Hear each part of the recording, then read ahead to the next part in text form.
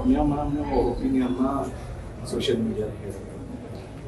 So ಅದಾದಮೇಲೆ ಕಮೆಂಟ್ಸ್ಗಳು start ಆಯಿತು. And ma'am ಹೇಳ್ದಂಗೆ ತುಂಬ ವಲ್ಗರ್ ಆಗಿ ಮೆಸೇಜ್ ಮಾಡಿದ್ರು ಅಂತ ಹೇಳಿದ್ರು. ಸೊ ಅದಾದ್ಮೇಲೆ ಕಂಪ್ಲೇಂಟು ಕೊಟ್ಟರು.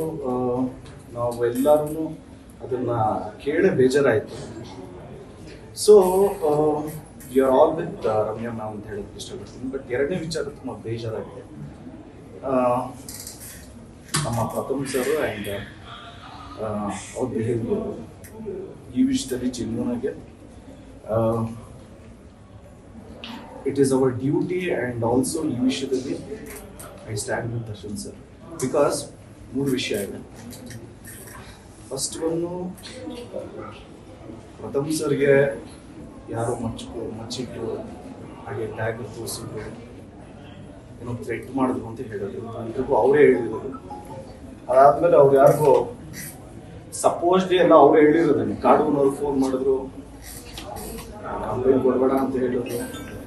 ಇವರು ಕಂಪ್ಲೇಂಟ್ ಕೊಟ್ಟಿಲ್ಲ, ಫೈನ್ ಮಾಡಿಲ್ಲ.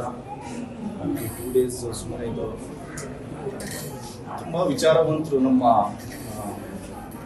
Lawyer Jagadish sir. ಪಾಪ ಅವ್ರು ಹೇಳಿದ್ರು ಕಂಪ್ಲೇಂಟ್ ಕೊಟ್ಟಿರಿ ಅಂತ. ಅದಾದಮೇಲೆ ಮಾತು ಕೇಳಿಲ್ಲ ಅಂತ ಇನ್ಫ್ಯಾಕ್ಟ್ ಪ್ರವೋಕ್ ಮಾಡಿದ್ರು, ಎಸ್ಟೇಟ್ ಮಾಡ್ಕೊಂಡು ಅಂತ.